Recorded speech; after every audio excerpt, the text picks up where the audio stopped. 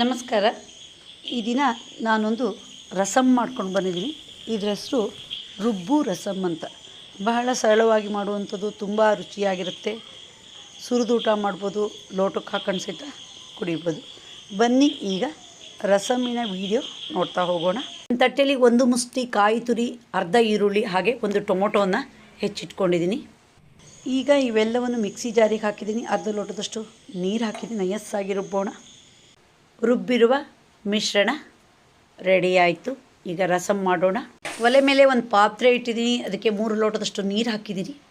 ಹಾಗೆ ರುಚಿಗಾಗಷ್ಟು ಉಪ್ಪು ಹಾಕೋಣ. ಪರಿಮಳಕ್ಕೆ ಚಿಟಿಗೆ ಹಿಂಗೆ ಹಾಕೋಣ. ರಸಮ್ಮಿನ ರುಚಿಗೆ ಬೆಲ್ಲ ಬೇಕು.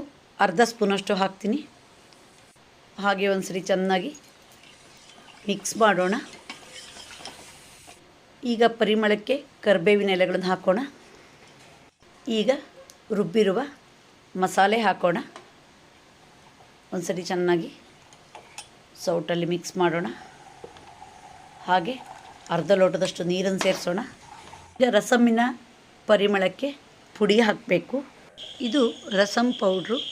ನನ್ನ ಯೂಟ್ಯೂಬ್ ಚಾನಲಲ್ಲಿ ಸಾರಿನ ಪುಡಿ ಅಂತಲೇ ವಿಡಿಯೋ ಹಾಕಿದ್ದೀನಿ, ನೀವು ಗಮನಿಸಿ. ಈಗ 1 ಸ್ಪೂನಷ್ಟು ರಸಮ್ ಪೌಡ್ರನ್ನ ಹಾಕೋಣ. ಹಾಗೆ ಒಂದು ಸರಿ ಮಿಕ್ಸ್ ಮಾಡೋಣ. ಈಗ ರಸಮ್ಮು ಸ್ವಲ್ಪ ದಪ್ಪ ಅನಿಸಿದೆ. ಅರ್ಧ ಲೋಟದಷ್ಟು ನಾನು ನೀರು ಹಾಕ್ತೀನಿ. ಈಗ ಕುದಿಯೋಕ್ಕೆ ಬಿಡೋಣ.